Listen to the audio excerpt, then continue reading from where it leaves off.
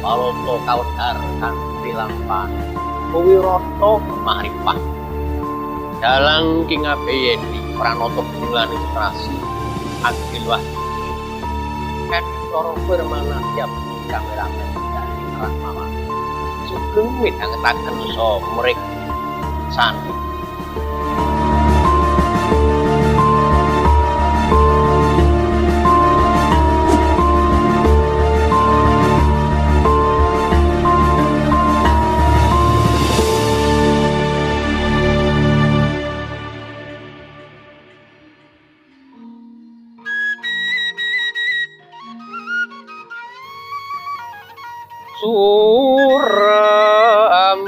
suram ingkang diwangkara ingken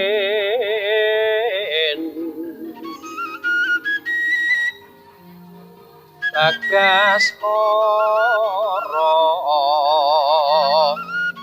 anangi brantan nira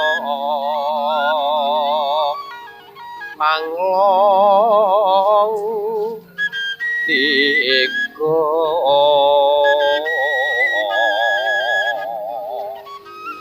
antara midil kang ulan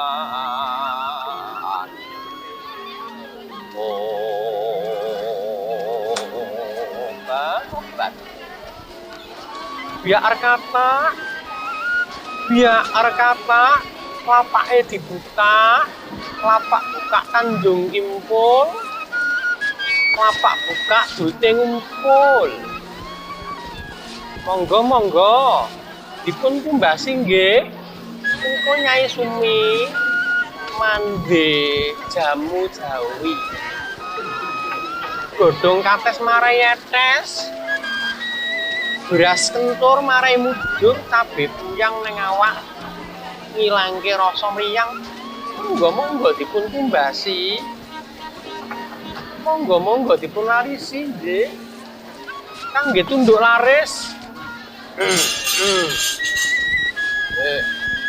Yusumi kene paceke kene kok sik to Kang iki desuk banget lho aku lagi wae buka mengko yen wis rodawan rak ya entuk duit to Kang ayah ameng 5.000 kok yo kene retribusine pasrahke aku mumpung aku kuwi keliwat neng losmu kene Yusumi ya sing sabar to Kang aku mau yo bakul cilik mung bakul gendongan dimesake to Kang ora do mengko stoke tak susulke ana posmu kok ora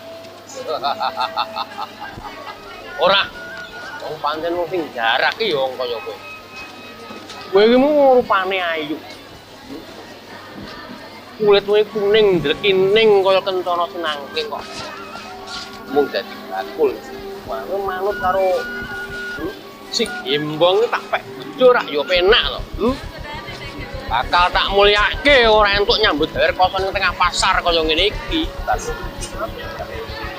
aja ngono to Kang aku ki mau ora rondo ning aku iki yen ngerti Pak Netokro kowe diskoni lho Kang alah aku ora wedi karo bojomu pandang podo risang haryo mang satyo mentang gendewa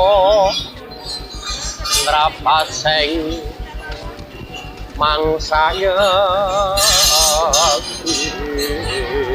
lho lha iki rak Tokro to yo aku Tokro anake lho Arep ngopo kok ngerambul ucape wong tuwa?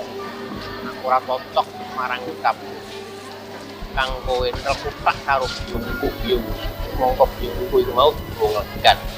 Biyung iku wong duwe wanita kulit pangan kang ngingoni aku iku kok terkutak apa serep nyawa. Loh.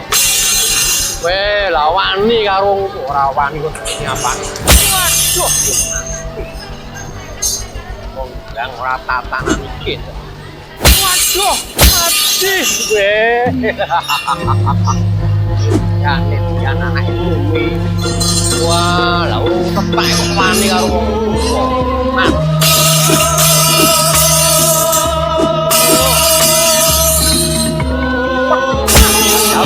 Ayo, aku maju nanti.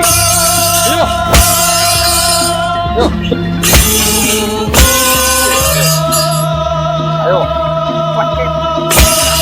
Loh, Mas. Aduh, iya. Aduh. Ayo, weh. Aduh. Aduh.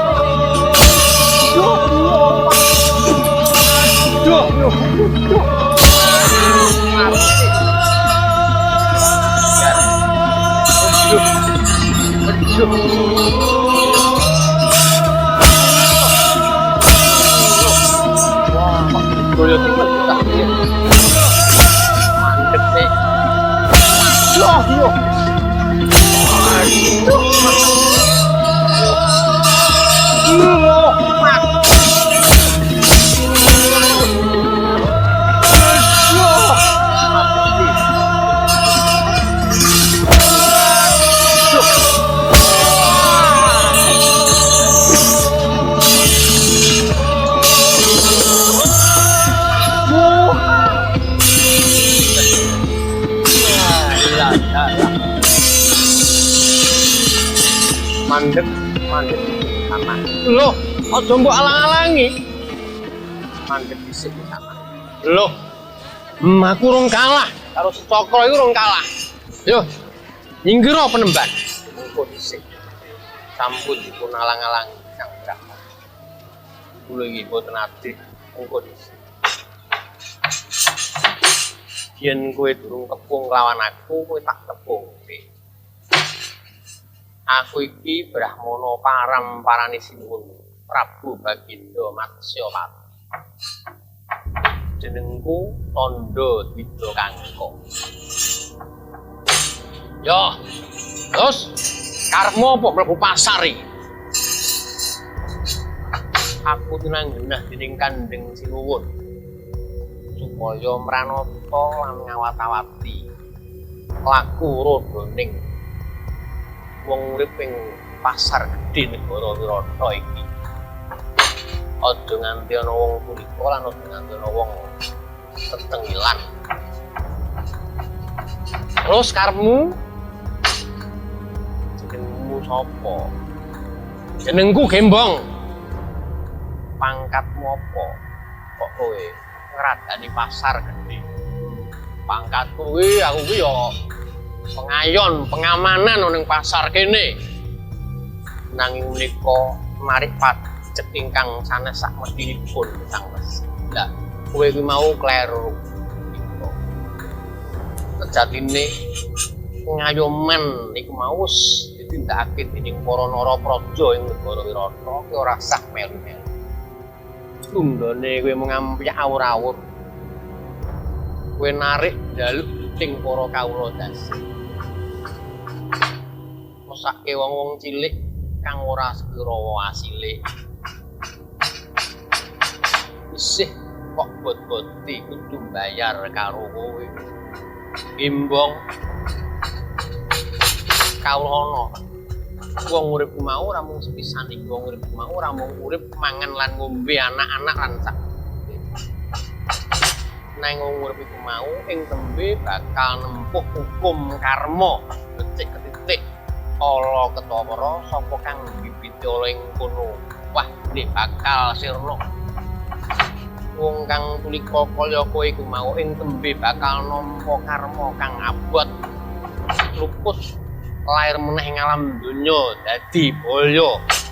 Iso Sobo dadi macan imbong iso dadi kewan kang nista saka kabotan dedosan waduh sang resi pandyo kula pandom yuk kumulung mangkir ing tata Kurawa tambah sing buka nurut larut kapi layu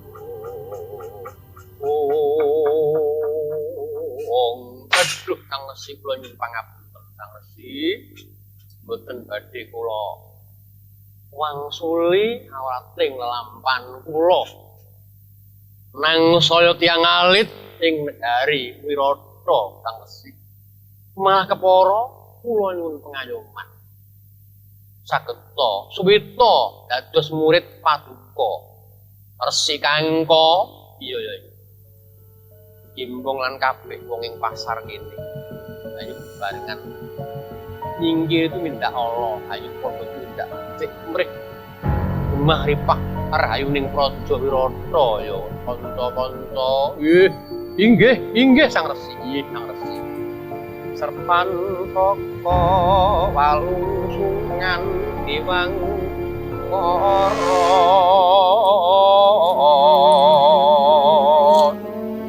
was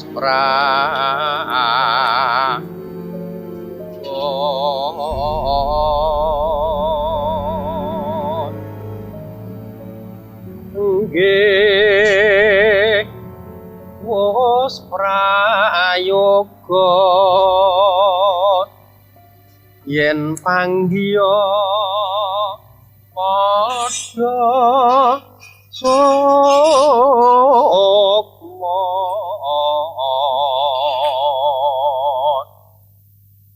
pesating atma ing pundi paranya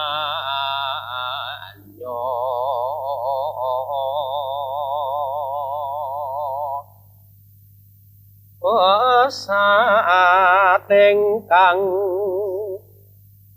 atma ring pundi paranya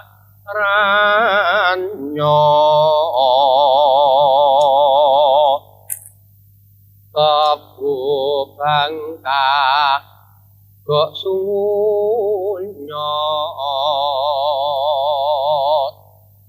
sepi rowo sepi rowo yen melu ulung-ulungan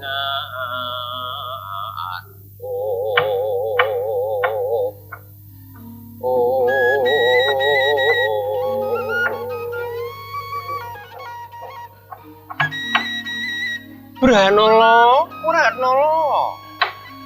wonten dawuh Gusti Putri Kanjeng Ratu Alit Dewi Utari gedhening panuwunku tanpa upama dene kowe wis nglarah kawuh kabudayan marang aku ya Branala aku wis kok warai ajar meksa rakitang iku mau lagi beksan dasar utawa rantaya sejatine sujarahing beksan kuwi mau kepiye to Branala kuwi Gusti beksan menika wiwitanipun menika saking kayangan Kaindra sinebat beksa nggadhawa menika nyasanipun Bathara Indra ngono lah sing beksa yen ana kayangan kuwi sapa Branala inggih ingkang beksa menika bangsa Widodari mantasaning Widodari inggih menika Bathari Supraba, Bathari Wirutama, Bathari Gagar Mayang, Bathari Irim-irim Lengleng Mandanu tundung cacahipun 7 Gusti. Lah nek beksan sing ning alam donya iki beksan apa, Kang? Kuwi upamane beksan sing kaprah gambyong. Gambyong iku mau beksan sing kanggo nyambut tamu yo canggih. Aku ki ndek jaman nom yo sering joget yo iso nari kok di Lah ya syukur mengko malah bareng-bareng karo aku to. Iki anak wedok iki ya pinter nari ya, Nduk. Mau ben diwarai tari kelinci ya, Kang. Ning sing Kak senengi dhewe tari rabi dandane. Lah tobat. Apa kowe durung entuk bojo to Yulimbo? Urung. Mbok piye nganti semene gedheku aku ya ora entuk jodoh. Kok sik Branala, yen nembang sinden kowe ya bisa. Nggih Gusti, tembang menika dipun pirang sekar kakawin, sekar ageng, sekar tengan, sekar alit menika sinebut maca pat. Pamunipun komo kaki padha dipun eling ing pitutur engong. Kuwi jenenge apa Branala? Menika naminipun maca pat mijil Gusti. Lah yen liyane kuwi inggih kathah. Pamunipun Rire sarada ardane wong maksana.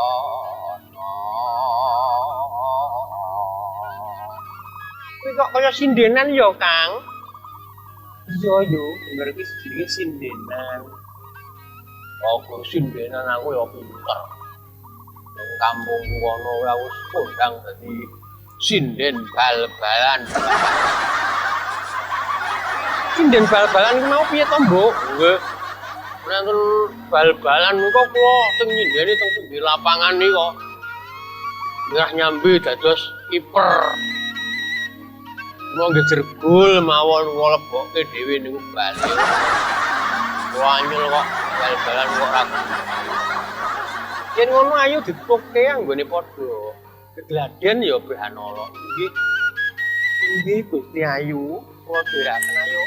Ayo Yusangkan Limbuk dituke. Yo monggo.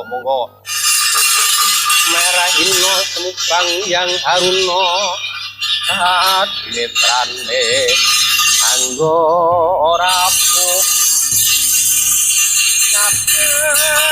ning ukilo ring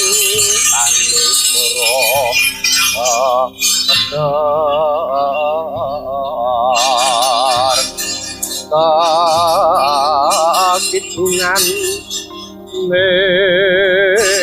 mengkong kidungan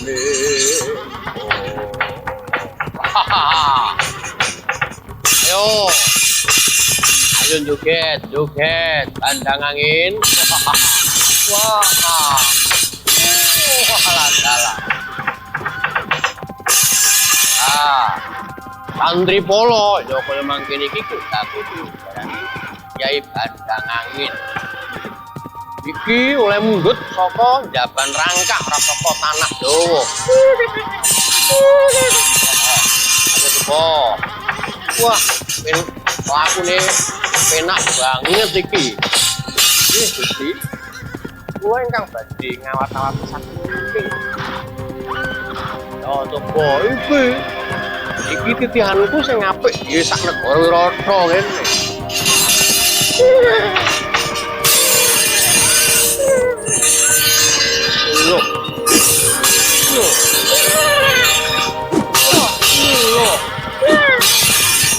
Loh, santri polo, piye iki ora iso dikendhaleni?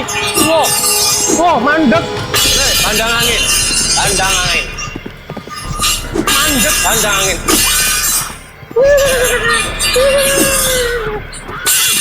Loh, walah, santri polo, piye iki santri polo? Lah, karpet. Landang ora kok galeni. Oh, santri polo. Ngono aku santri polo. Ayo. Lah. Monggo mandap rumiyin. Wah.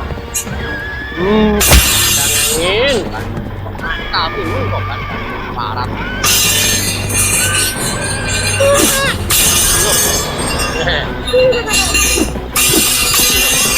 Malah wani karo gamel e. Loh. Waduh.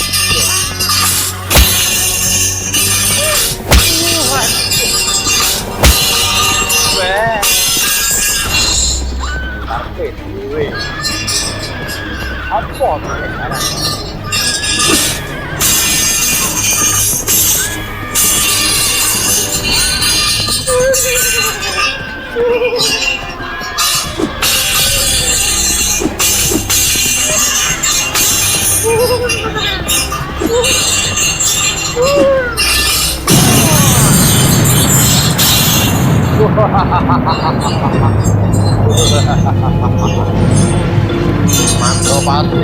Mantropati. Karo tantri polo ora dadi mangsanku. Jaran seluman Pak. Ayo manut tok bondo seluman. Sopo ae wis wah mati. Arat. Loh.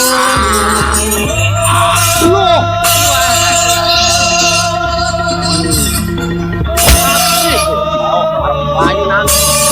Loh. Mati. Loh.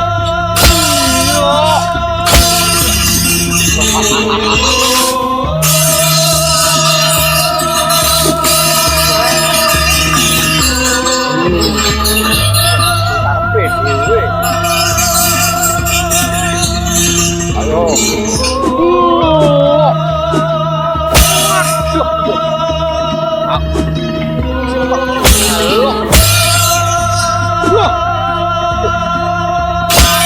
Mati ya.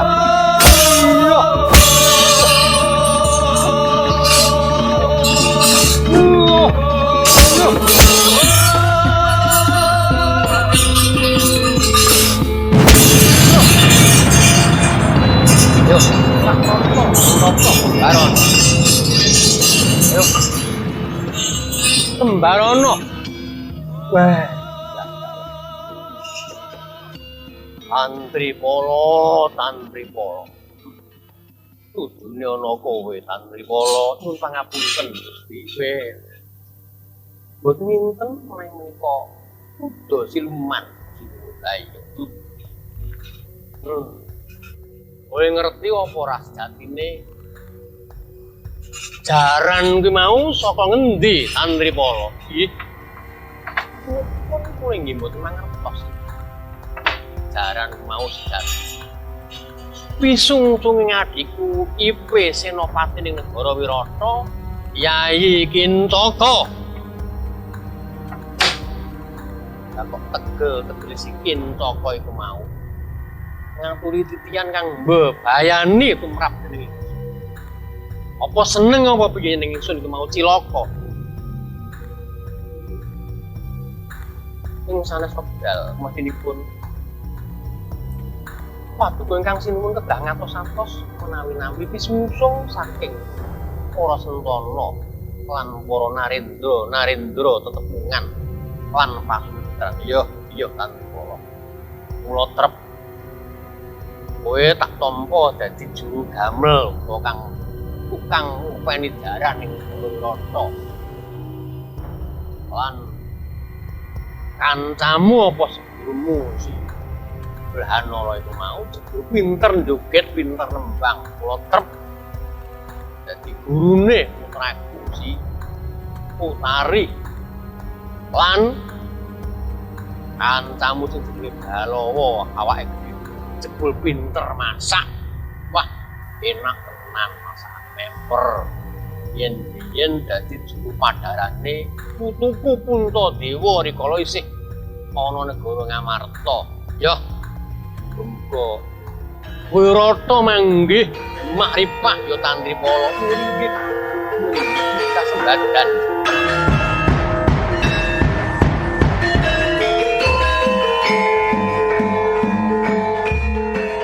Para miyarsa kapeng gantaring carita wayang-wayang. Iki bisa kanca nyuwun pamit pangganing wingi ngaji. Nuwun.